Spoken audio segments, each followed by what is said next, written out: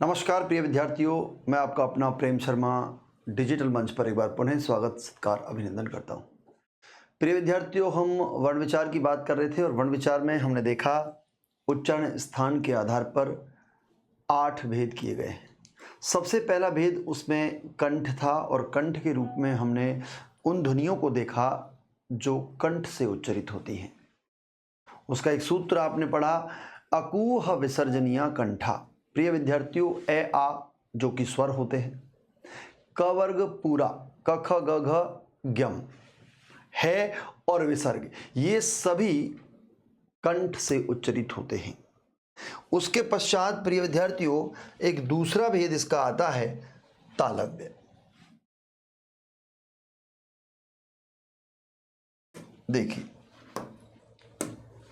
कंठ के पश्चात दूसरा भेद उच्चारण स्थान के आधार पर तालव्य।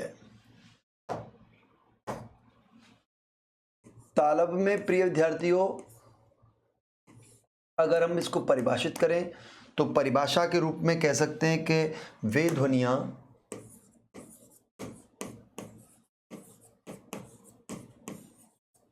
ध्वनियां जिनका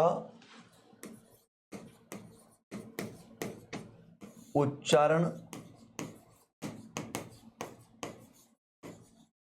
करते समय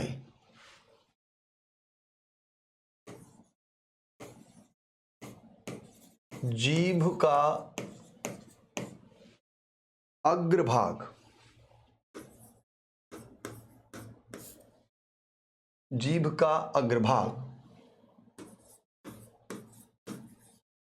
तालु को स्पर्श करता हो।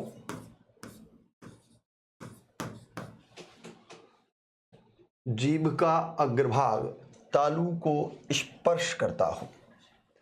प्रिय विद्यार्थियों,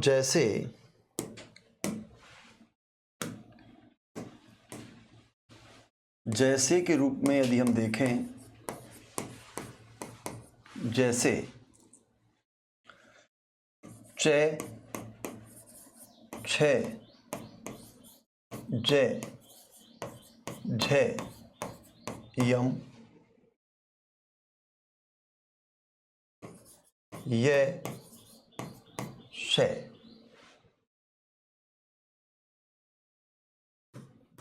संख्या हो जाएगी 7। च वर्ग पूरा च। जब हम च का उच्चारण करते हैं तो प्रिय विद्यार्थियों हमारी जीभ तालु को स्पर्श करती है। च छ ज झ यम ये और श, ये तालव्य होते हैं। यदि हम इसके सूत्र की यहाँ बात करें तो प्रिय विद्यार्थियों एक सूत्र और डाल लीजिए यहाँ, वेरी इंपॉर्टेंट सूत्र कहता है इचु यशानाम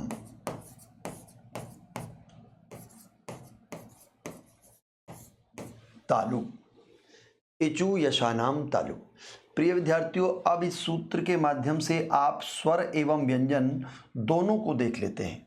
यानी ई का मतलब यहाँ ई ई ए आई, ई ए और आई। आपने इन चारों को तालव्य में पढ़ा था जब हम स्वरों के वर्गीकरण की बात कर रहे थे, पढ़ा था कि नहीं, कि ई ए आई चारों तालव्य होते हैं। अगर स्वरों की बात करें तो कंठ तालव्य में ए आई होते हैं। प्रिय विद्यार्थियों, वहां भी आप इन दोनों को देख सकते थे, लेकिन यहां केवल ई से इन चारों ध्वनियों का पता चलता है सूत्र के माध्यम से। अगर हम च की बात करें तो प्रिय विद्यार्थियों च से चू से मतलब च वर्ग पूरा च छ ज झ यम। ये की बात करें तो प्रिय विद्यार्थियों यह है और श, इनके नाम क्या हैं, तालु। तो इचु यशानाम तालु, इस सूत्र से आपके तालव्य में स्वर व्यंजन दोनों भेद प्रदर्शित होते हैं। आपको जब ये सूत्र याद होगा तो आप तालव्य में ना तो स्वरों को भूलोगे ना व्यंजनों को भूलोगे। इचु यशानाम तालु, सभी व्यंजन इसके साथ आ जाते हैं। अब हम बात करें प्रिय विद्यार्थियों तीसरे भेद की, और तीसरा भेद है इसका मूर्धन्य।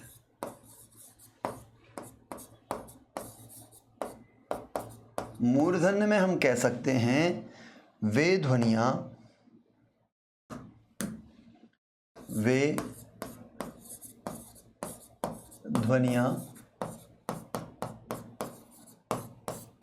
जिनका उच्चारण करते समय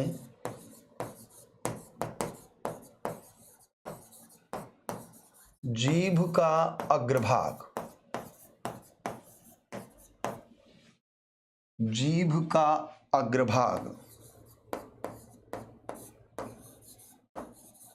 मूर्धा कोष्ठक में मसूड़े, जीभ का अग्रभाग मूर्धा कोष्ठक में मसूड़े को स्पर्श करता हो।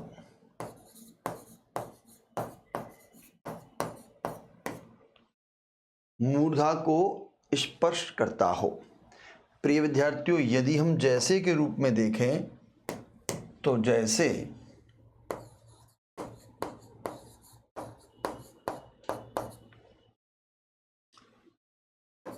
टे, ठे, डे, ढे, ण, र और श। संख्या प्रिय विद्यार्थियों इनकी भी कितनी हो जाती है? 7। यानी ट वर्ग ट, ठ, ड, ढ, ण, जब इन वर्णों को बोलते हैं तो हमारे जीभ का अग्रभाग मूर्धा यानी मसूड़ों को स्पर्श करता है। ये ट वर्ग पूरा आता है प्रिय विद्यार्थियों, और उसके पश्चात आपके रे और श ये दोनों भी इसी के अंतर्गत आएंगे। अगर हम सूत्र की बात करें तो सूत्र के रूप में आप देख सकते हैं, जी हाँ, सूत्र इसका कहेगा, सूत्र के लिए, जी हाँ, सूत्र में देखेंगे रेटु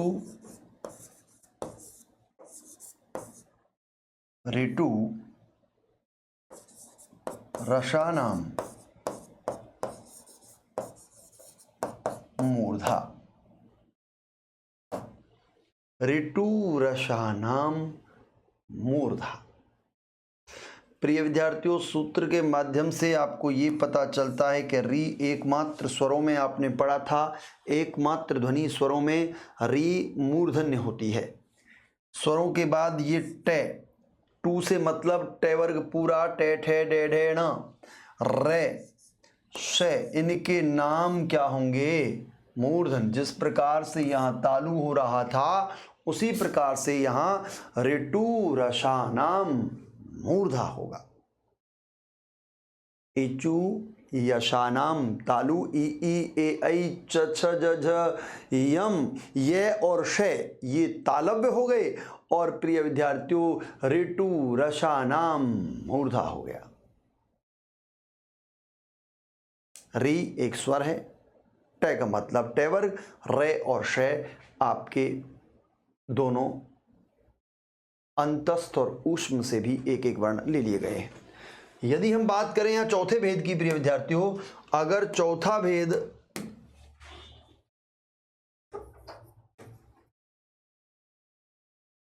दंत्य, चौथे भेद की यदि बात करें तो हम इसे दंत के रूप में देख सकते हैं, और दंत में यदि हम कहें तो वे ध्वनियां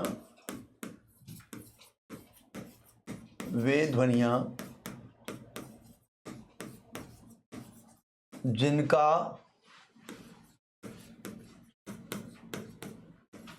उच्चारण करते समय जीभ का अग्रभाग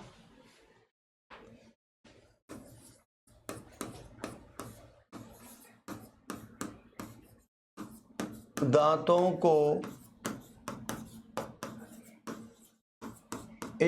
स्पर्श करता हो, दांतों को स्पर्श करता हो। प्रिय विद्यार्थियों, जीभ का अग्रभाग दांतों को स्पर्श करता हो, इसके रूप में यदि हम जैसे के लें तो जैसे के रूप में प्रिय विद्यार्थियों कौन कौन सी ध्वनियां आएंगी, यानी अगला क्रम जो है वो टे वर्ग के बाद तय वर्ग का है। ते, थे, दे, धे, ने। तथ, दध, न। ते, थे, दे, धे, ने। ले, से, और संख्या हो जाएगी इनकी भी 7। इन्हें भी हम कितनी संख्या के रूप में देखेंगे प्रिय विद्यार्थियों? जी हाँ, 7 के रूप में इन्हें भी करेंगे, जिसमें सबसे पहला अकुहु विसर्जनीय कंठा प्रिय विद्यार्थियों 6 के रूप में आता था, यानी कै वर्ग के 5 है छठा, और विसर्ग को संख्या में नहीं गिनते। आपको भी इसका पता है कि संख्या के रूप में यदि पूछेंगे तो व्यंजनों में आप अकुह विसर्जनीय कंठा में कै वर्ग पूरा और है को जोड़ेंगे, विसर्ग को नहीं जोड़ेंगे। अब एक बड़ी विशेष बात और मुख्य बात यहां देखिए कि यहां एक क्रम चल रहा है, किसका? अंतस्थ वर्णों का। और अंतस्थ वर्णों के क्रम के रूप में प्रिय विद्यार्थियों आप देख सकते हैं, आपने यहां सबसे पहले यह देखा, जी हां, यह है कि नहीं है?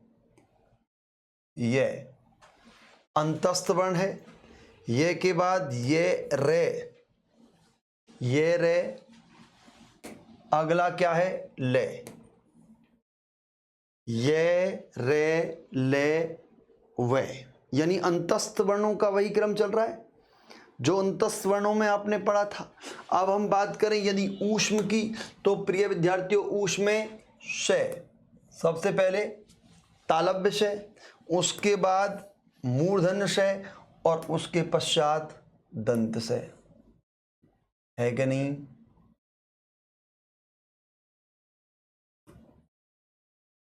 अब एक चीज यहां बड़ी अच्छी स्पष्ट हो जाती है कि जिन सकारों को मतलब साओं को, इसको कहते हैं सकार, और सकार में आपके 1, 2 और 3 सकार आते हैं कि नहीं? प्रिय विद्यार्थियों, इन तीनों सकारों के नाम क्लियर हो जाते हैं आज से। आज से आप पढ़े लिखों की भाषा में इन तीनों सकारों को बोलोगे। आज के बाद ना तो सीटी वाला, ना शलगम वाला, ना षटकोण वाला, ना पेट चरा हुआ, ना सड़क वाला, ना सरोता वाला इत्यादि किसी भी नाम से इन्हें नहीं पुकारोगे आप। आज से पढ़े लिखों की भाषा में आप इसे कहोगे क्या? तालव्य शय। कहाँ है ये रहा तालव्य शय। इसे कहेंगे क्या? ना तो पेट चिरा कहेंगे इसको, कि पेट चिरा वाला सा, वो गुरुजी जो पेट चिरा है जिसका सा नहीं, वो सा जो मूर्धन्य शय है, इसे कहेंगे आप मूर्धन्य शय। और अंतिम शय आपका क्या हो जाता है? दंत शय। प्रिय विद्यार्थियों, तालव्य, मूर्धन्य और दंत के रूप में तीनों सकार, आपके तीनों सकार यहां स्पष्ट हो जाते हैं। जो क्रम आपका अंतस्थ का चल रहा है वही क्रम आपका ऊष्म का चला है, यानी कि तालव्य से लेकर और दंत तक के रूप में आपके तीनों सकार क्लियर हो जाते हैं। और अंतिम इसका है जो कि कंठ में चला गया है, से है कंठ में, यानी ऊष्म चारों पूरे हो गए। अंतस्थ का क्रम चल रहा है और अंतस्थ के क्रम में हमने सबसे पहले यह को देखा तालव्य के रूप में, रे को देखा मूर्धन्य के रूप में, और अब देख रहे हैं हम लय को दंत के रूप में। यानी अंतस्थ और ऊष्म भी साथ में चल रहे हैं। और कै चे टे ते पे, जो क्रम आपका कै चे टे ते पे में है वही क्रम आपका यहां भी चल रहा है। यानी दंत में आप तय वर्ग के क्रम को लेते हैं, त थ द ध न। क्लियर है क्या साहब? बिल्कुल क्लियर है। अब हम बात करें प्रिय विद्यार्थियों यहां पर अगले भेद की, और अगला भेद है आपका 5वां भेद। और 5वां भेद प्रिय विद्यार्थियों ओष्ठ।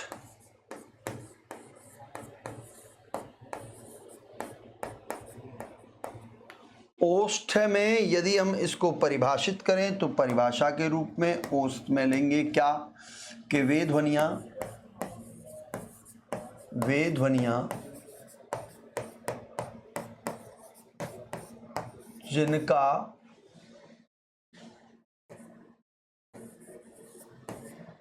जिनका उच्चारण होठों की सहायता से होता हो।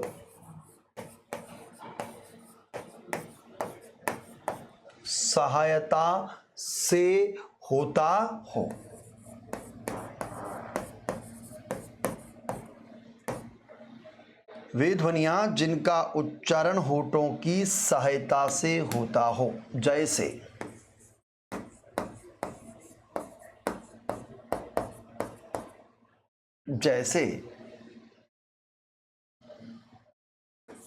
प, फ, ब, भ, म, व।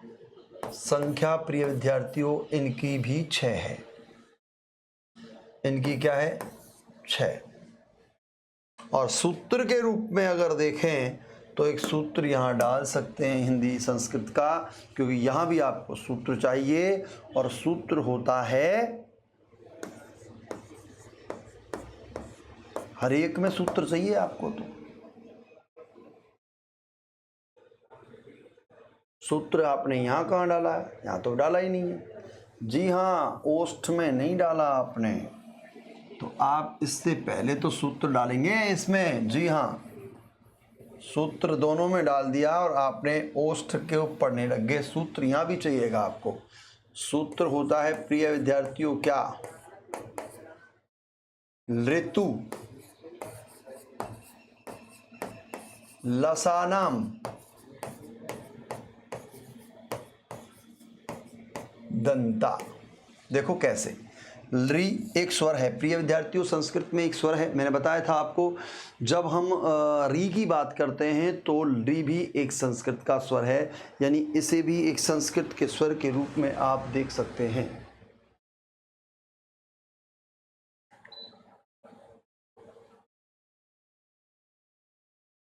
जी, संस्कृत के स्वर के रूप में ली भी एक स्वर है। तू का मतलब तवर्ग पूरा, तथ दधन, ले का मतलब ले और से का मतलब, इनके नाम क्या होंगे? दंत होते हैं।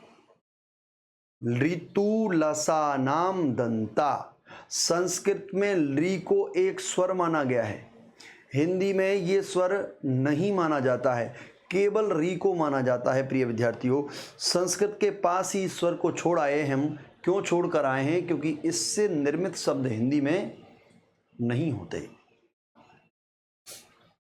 हिंदी में जो स्वर होते हैं वो री से मिलकर शब्द बनते हैं। ली से मिले हुए शब्द संस्कृत के शब्द होते हैं, वो हिंदी में प्रयुक्त तो नहीं होते, इसलिए इसको स्वरों की श्रेणी में या संख्या में भी नहीं माना गया है। तो ऋतु लसानाम दंता। अब हम बात करें यहाँ 5वें की। प्रिय विद्यार्थियों, 5वां भेद क्या है? 5वां भेद है आपका ओष्ठ।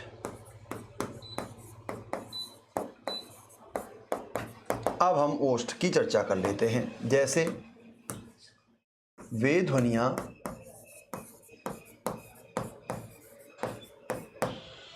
ध्वनियां जिनका उच्चारण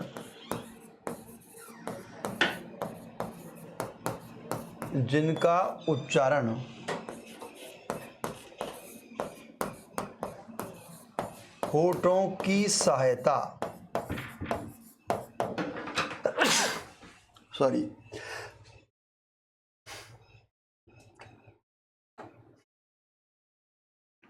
होठों की सहायता से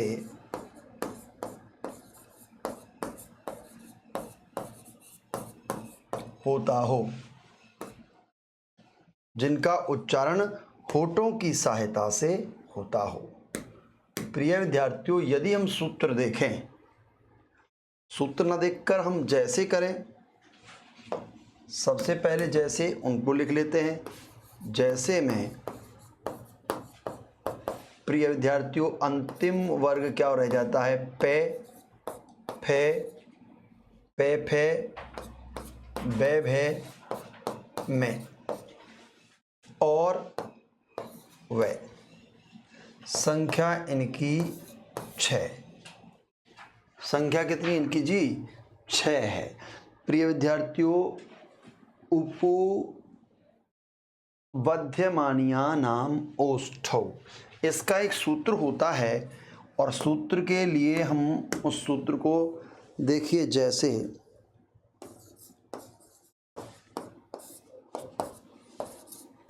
उपवध्यमानीयानाम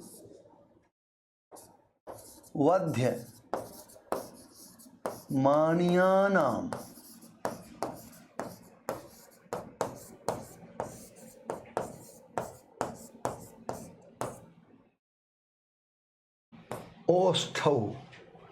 अब आप कहेंगे गुरुजी तो बहुत लंबा सूत्र है। प्रिय विद्यार्थियों जब कभी सूत्र आपको परेशान करे या सूत्र कभी लंबा हो जाए तो उसे तोड़ा करो। यहाँ उपूप होता है, पा, मैंने पै की जगह वह किया है। मैंने क्या किया है, पै की जगह वह किया है। और वैसे उपूव ध्यमानीयानामोष्ठौ। अब इसको तोड़ने के लिए आप इसके टुकड़े करो।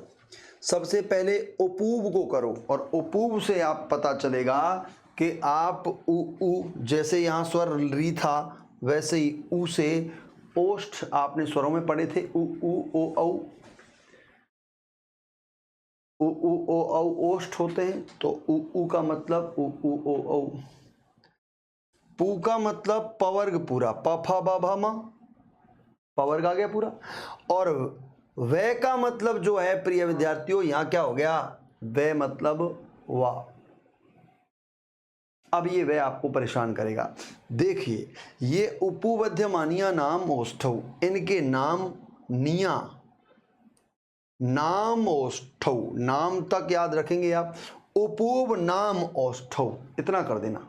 अगर ज़्यादा याद ना हो, उपवध्यमानीयानाम ओष्ठौ पूरा सूत्र ना हो तो उपूव नाम ओष्ठौ, अंत में नाम है और ओष्ठौ है, इसको याद कर लेना।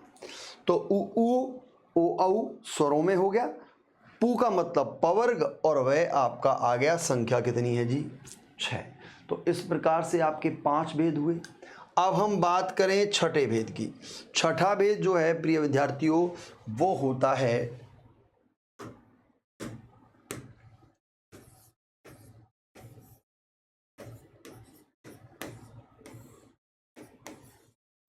दंतोष्ठ है।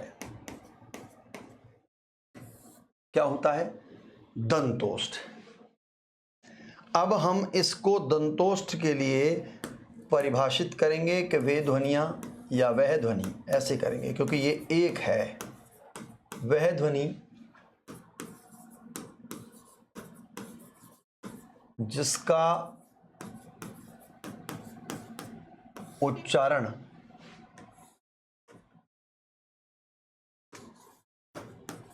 दंत एवं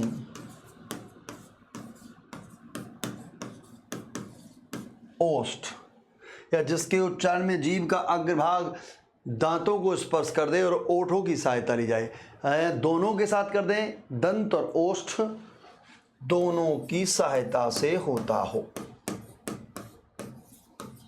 दोनों की सहायता से होता हो, उन्हें दंतोष्ठ ध्वनियां कहते हैं।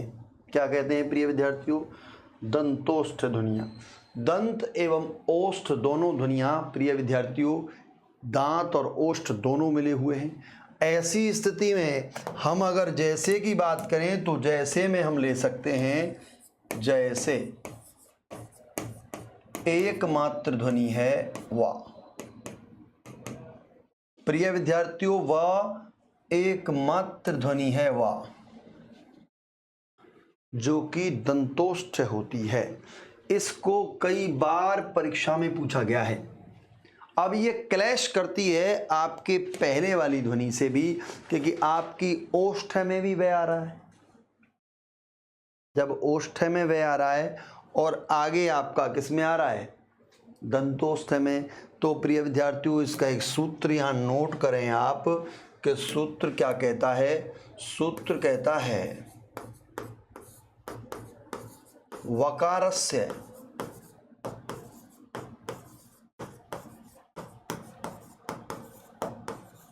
दंतोष्ठ है। व कारक जो है वो दंतोष्ठ होता है, यानी वह कारक के रूप में आप इसे दंतोष्ठ करेंगे, एकमात्र ध्वनि। प्रिय विद्यार्थियों, और इस पर आप एक स्टार लगाइए। क्या लगाइए? इस पर एक स्टार लगाइए, जोरदार वाला। इस पर स्टार इसलिए लगवाया है प्रिय विद्यार्थियों, यहां एक चीज ध्यान रखना, अगर प्रश्न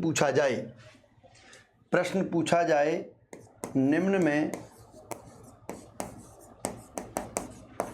निम्न में से वह ध्वनि है। ऑप्शन क्या है? ए कंठ, ब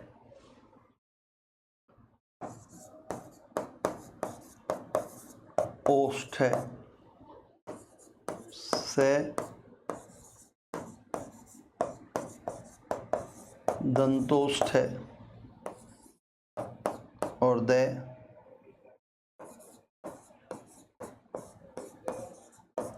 तालव्य या मूर्धन्य है।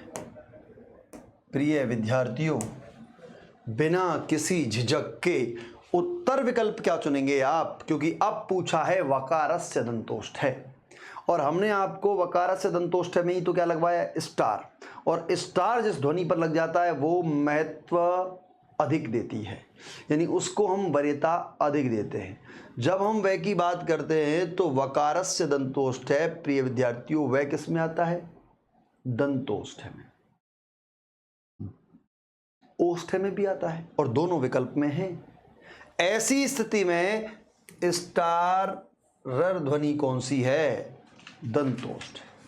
हम आंसर के रूप में दंतोष्ठ को करेंगे, यानी इसे आंसर दंतोष्ठ मानेंगे, ना कि ओष्ठ है, क्योंकि वह ओष्ठ में भी मौजूद है। हाँ, यदि प्रश्न यही है और विकल्प बदले, जैसे ए विकल्प कंठ, बे विकल्प ओष्ठ है, से विकल्प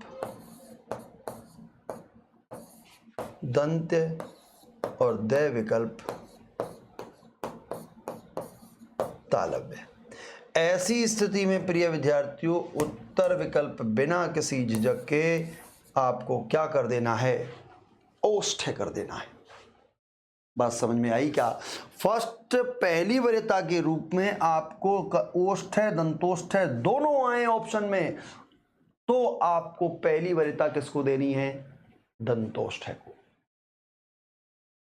और दंतोष्ठ ऑप्शन में नहीं है, केवल ओष्ठ है तो ओष्ठ को वरीयता देनी।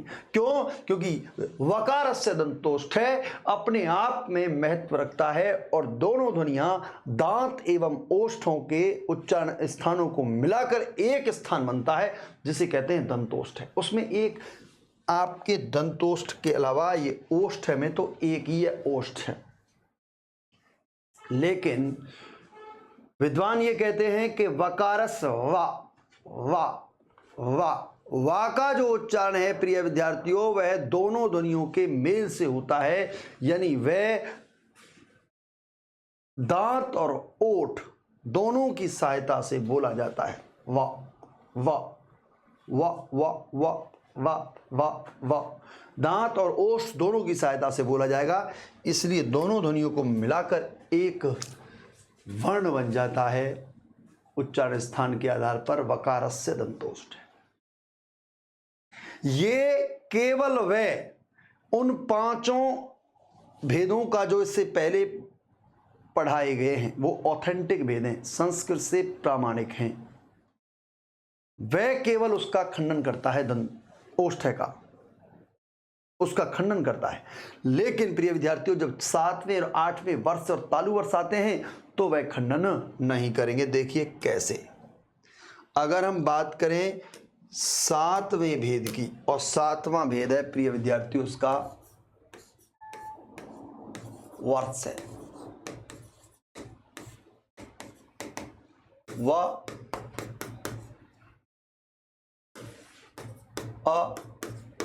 रे ते से ये ए, इन वर्णों के योग से क्या बना है? वर्ष। प्रिय विद्यार्थियों ध्यान से देखिए, इन वर्णों का योग, इन वर्णों के योग से क्या बना है? इन वर्णों के योग से क्या बना है?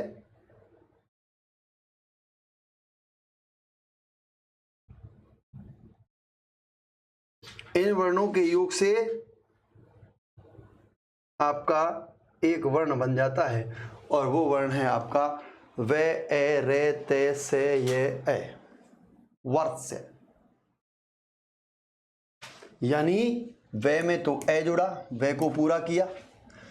तय जो है प्रिय विद्यार्थियों, तय वे के तुरंत बाद नहीं है, वे के तुरंत बाद ये उड़ता हुआ रे है, और उड़ते हुए रे की विशेषता होती है, जब कभी भी रे उड़ता है तो वह अपने से ठीक आगे वाले पूर्ण वर्ण के ऊपर उड़ते हुए लगता है। जब रे उड़ेगा तो वह कर्म वाला रे, धर्म वाला रे, ट्रक वाला रे, रथ वाला रे, राम वाला रे, इस प्रकार से रे आएगा, इस प्रकार से रे आएगा। आपको रे के रूप में धर्म, कर्म, ट्रक, रथ और राम इस प्रकार से न लिखकर किस प्रकार से लिखना है जी? वर्ष।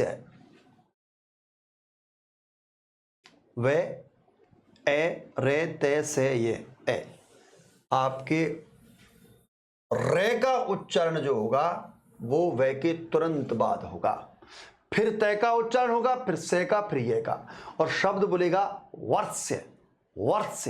और प्रिय विद्यार्थियों वर्ष की जो ध्वनि है वो आप अच्छे से पहचानेंगे, जैसे आप इसकी पहले एक परिभाषा लिख लें। वे ध्वनियां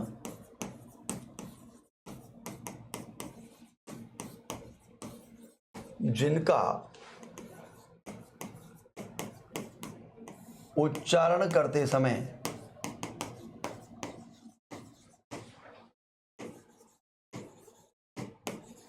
जीभ का अग्रभाग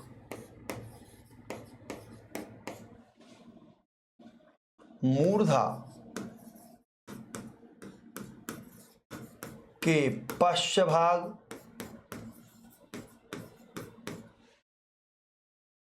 मूर्धा के पश्च भाग को स्पर्श करता हो,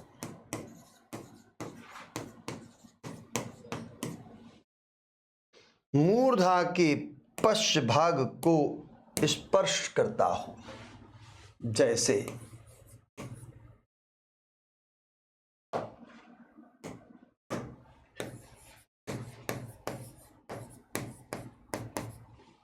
जैसे प्रिय विद्यार्थियों, जैसे में एकमात्र ध्वनि ले, से, जय, ने। डॉक्टर भोलानाथ तिवारी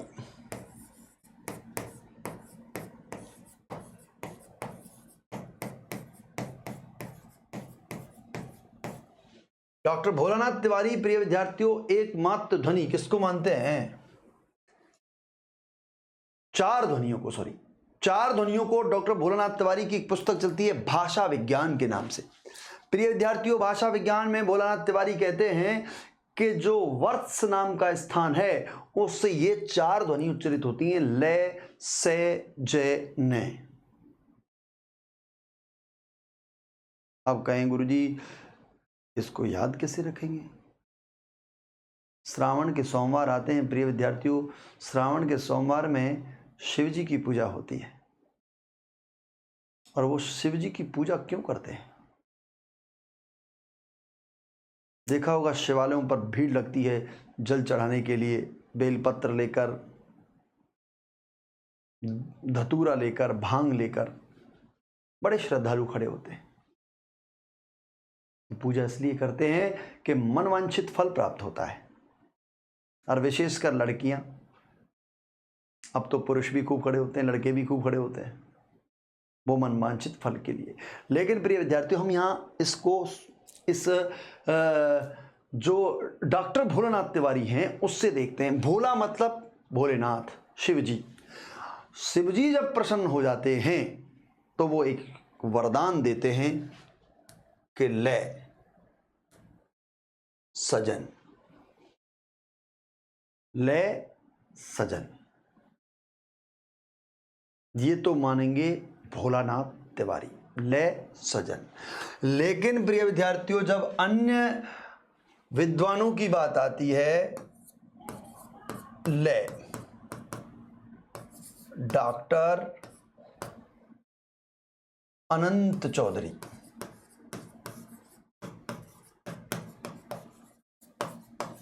और एवं उदय नारायण तिवारी। उदय नारायण तिवारी और डॉक्टर अनंत चौधरी प्रिय विद्यार्थियों एकमात्र ध्वनि को मानते हैं ले, ले ले ले ले ले। ये भी विद्वान हैं, बड़े भाषाविद हैं, भाषा पर इनका भी बहुत जोरदार शोध रहा है। इन्होंने भाषा पर बहुत शोध किया है। उदय नारायण तिवारी की हिंदी भाषा का उद्भव एवं विकास नाम से एक पुस्तक चलती है, जैसे भोलानाथ तिवारी जी की चलती है भाषा विज्ञान। जिन विद्यार्थियों ने एमए किया है हिंदी से, उन विद्यार्थियों के सिलेबस में है भाषा विज्ञान। वो विद्यार्थी भाषा विज्ञान से परिचित हैं क्योंकि वो डॉक्टर भोलानाथ तिवारी की है। भोलानाथ तिवारी ने ऐसी बोलियों पर शोध किया है प्रिय विद्यार्थियों, कीट पतंगों की बोलियां, मधुमक्खियों की बोलियां, मच्छरों की बोलियां इत्यादि बोलियों पर शोध किया है। बहुत बड़े शोधार्थी रहे हैं, इसलिए वो कहते हैं ले सजन। और अनंत चौधरी, उदय नारायण तिवारी एकमात्र ध्वनि बताते हैं, वो है ले। और प्रिय विद्यार्थियों, और अंतिम भेद इसका 8वां है। 8वां भेद तालुवर्ष।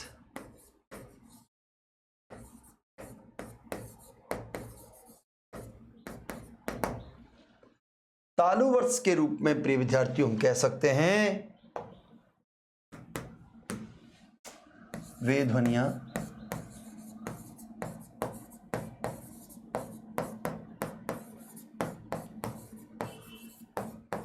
जिनका उच्चारण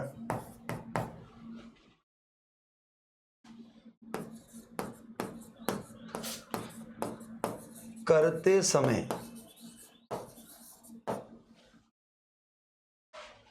जीभ का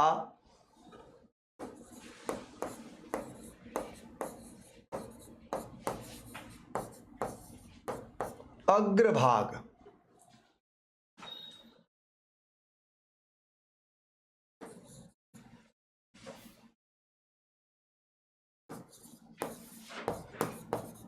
कठोर तालु के अग्रभाग को तथा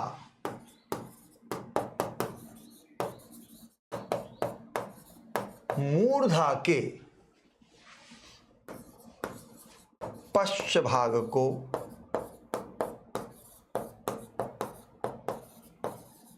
स्पर्श करता हो।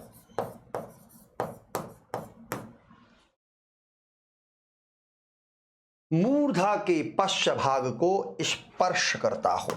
प्रिय विद्यार्थियों, जैसे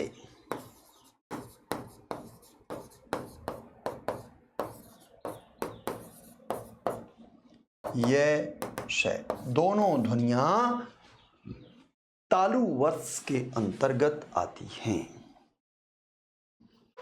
तालु वर्ष और वर्ष, प्रिय विद्यार्थियों, दोनों ही भेद अप्रामाणिक हैं।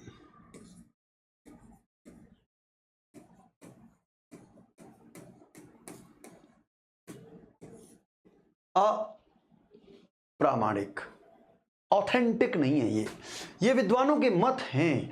आपको ऑथेंटिक वेद के रूप में वो 5 शुरू के अकुहु विसर्जनीय कंठा, इचु यशा नाम तालु, ऋतु रसा नाम मूर्धा, ऋतु लसा नाम दंता, उपवध्यमानिया नाम ओष्ठौ और वकार से दंतोष्ठ के रूप में सूत्रों के साथ बताए गए, जिसमें से छठा भेद वकार से दंतोष्ठ है, ओष्ठ का खंडन करता है। ये दोनों अप्रामाणिक हैं, अनऑथेंटिक। कैसे? प्रिय विद्यार्थियों, एक चित्र के माध्यम से हम इसे देखते हैं। जैसे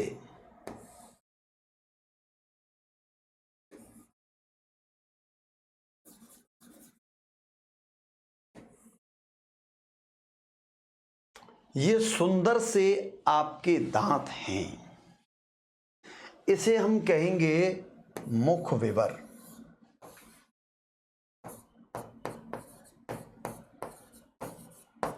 मुख विवर, विवर कहते हैं गुफा को। ये आपकी मुख रूपी गुफा है और इस मुख रूपी गुफा में आपके ये दांत किसमें सुरक्षित हैं?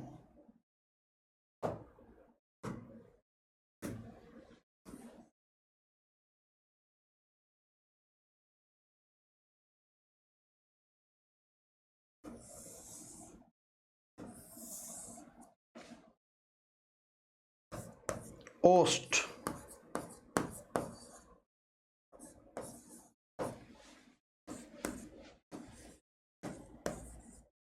दंत, मूर्धा, जिन्हें आप मसूड़े कहते हैं। प्रिय विद्यार्थियों, इन्हीं मसूड़ों के जस्ट पीछे आपका ये स्थान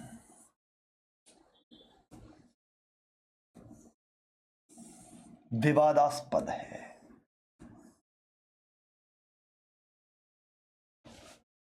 कई विद्वान तो इसे वर्ष कह देते हैं और इसे तालु वर्ष है।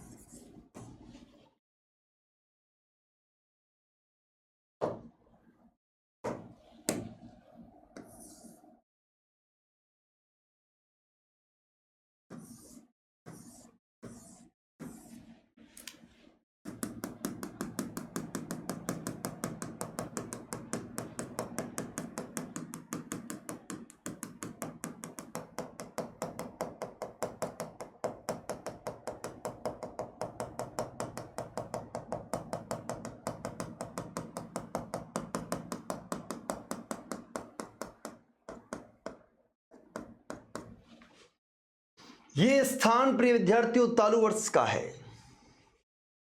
यदि हम बात करें आगे के स्थानों की, तो ये स्थान प्रिय विद्यार्थियों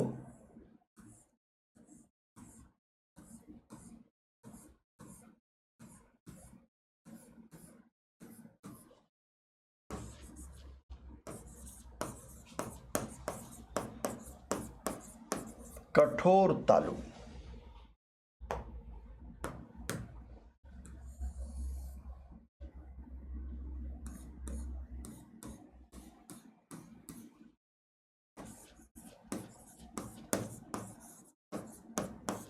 कोमल तालु,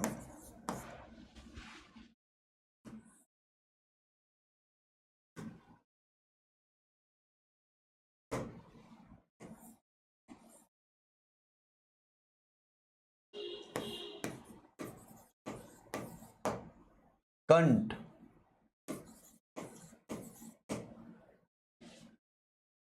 कंठ।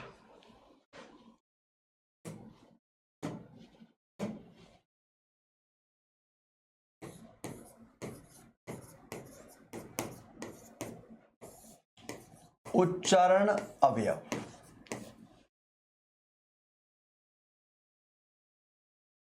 ये आपके ओठ, ओष्ठ जिन्हें कहते हैं होठों को, उन होठों से सुरक्षित हैं आपके ये दंतुरित मुस्कान,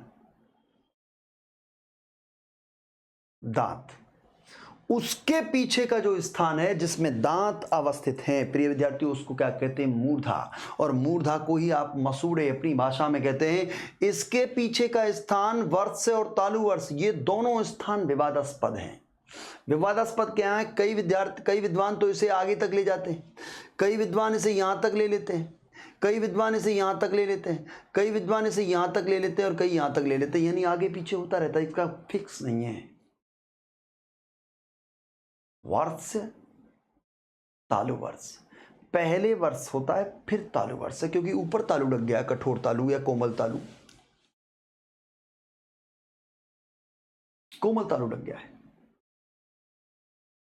जब यहां ऊपर कोमल तालु और नीचे कठोर तालु है तो प्रिय विद्यार्थियों तालव्य के साथ तालु वर्ष और वर्ष दोनों आ जाते हैं, लेकिन दोनों अनऑथेंटिक के ऊपर नीचे होते रहते हैं, इसलिए विद्वान इन्हें विवादित छोड़ देते हैं और इस स्थान को कह देते हैं वर्ष और तालु वर्ष का स्थान है, आगे पीछे होते रहते हैं। परिभाषा के रूप में आपने क्या देखा था? अभी आपने देखा था कि जिनका उच्चारण करते समय जीभ का अग्रभाग कहां मूर्धा के पश्च भाग को स्पर्श करता है, मूर्धा का पश्च भाग है। और यदि हम बात करें यहां तालुवर्ष की, तो जिनका उच्चारण करते थे जीभ का अग्रभाग कठोर तालु के अग्रभाग तथा मूर्धा के पश्च भाग को स्पर्श करता है, यानी दोनों के इधर उधर भाग होते हैं, ऊपर नीचे होते हैं, उनको स्पर्श कर रहा है। इसका तो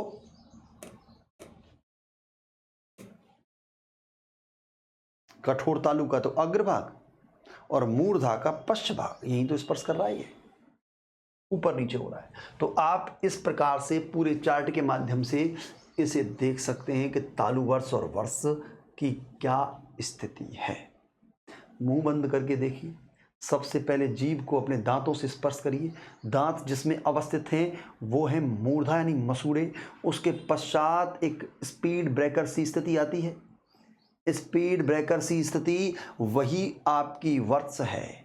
उसके बाद डॉट डॉट डॉट दाने दाने से आते हैं, दाने दाने से प्रिय विद्यार्थियों वो आपका तालु वर्ष। फिर एक कठोर पथरीली सी जगह आती है, वो है कठोर तालु, जिसमें आप जीभ स्पर्श कराएंगे तो जीभ उसमें गड़ती नहीं है, जीभ ही टूट जाती है, ऐसी स्थान कठोर तालु। उसके पश्चात कोमल तालु, बड़ा ही कोमल सा स्थान वो कोमल तालु का है। और उसके पश्चात आता है आपका अंतिम कंठ है। अंतिम क्या आता है?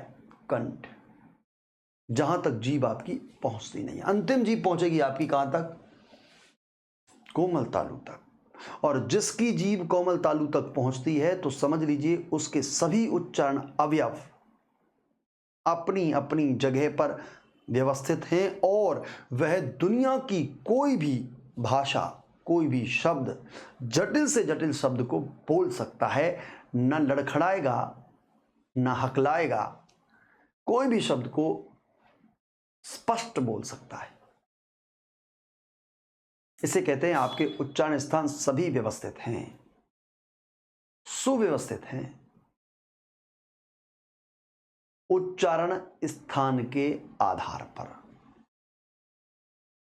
कोई भी ध्वनि, कोई भी भाषा, दुनिया की कोई भी भाषा आप बोलोगे, इन्हीं उच्चारण स्थानों के आधार पर, इन्हीं उच्चारण अवयवों के आधार पर आप उन ध्वनियों को, उन भाषाओं को बोल सकते हैं। चाहे आप मंडारिन बोलते हैं, स्पेनिश बोलते हैं, अरबी बोलते हैं, फारसी बोलते हैं, उर्दू बोलते हैं, भारतीय भाषाएं मराठी, बंगाली, पंजाबी, गुजराती, कोई सी भी भाषा बोलते हैं, किसी भी भाषा का कोई भी शब्द आप इन्हीं उच्चारण स्थानों से बोल पाते हैं। उनकी भाषा में ये कई अन्य नामों से भी जाने जा सकते हैं, लेकिन ये नाम हिंदी के अनुसार हैं। आपके मुख विवर, मुख रूपी गुफा में जो उच्चारण स्थान अवस्थित हैं उन सभी को आप उच्चारण अवयव कहते हैं। प्रिय विद्यार्थियों, ये उच्चारण अवयव हैं आपके। बात समझ में आएगा? जी हाँ। तो इन उच्चारण अवयवों से होकर आप किसी भी भाषा को उच्चारित करते हैं। प्रिय विद्यार्थियों, आशा करता हूं ये उच्चारण स्थान के आधार पर आपको भेद समझ में आया होगा। इसके प्रश्नों के रूप में हम आपसे प्रश्नों की भी बात करेंगे प्रिय विद्यार्थियों, क्योंकि ऑथेंटिक अनऑथेंटिक 6 भेद ऑथेंटिक हैं, बाकी ये वर्ष तालु वर्ष अनऑथेंटिक हैं। इन दोनों को भी ध्यान रखना है। क्लियर है साहब? क्लियर है। प्रिय विद्यार्थियों, हम चर्चा करेंगे अगले भेद के बारे में और इनके प्रश्नोत्तरों के बारे में अगली कक्षा में। तब तक के लिए मुझे दीजिए आप इजाजत और आप रहिए खुश, सुरक्षित और पढ़ते रहिए। ये पढ़ते रहिए वाक्य आपको अपने आप बोलना है, क्योंकि आपको ये याद रहे कि हमें पढ़ना है, हमारा काम पढ़ने का है जो गुरुजी ने हमें सौंपा है। तो प्रिय विद्यार्थियों, खुश रहिए, सुरक्षित रहिए और पढ़ते रहिए। प्रेम शर्मा के साथ हिंदी व्याकरण। धन्यवाद।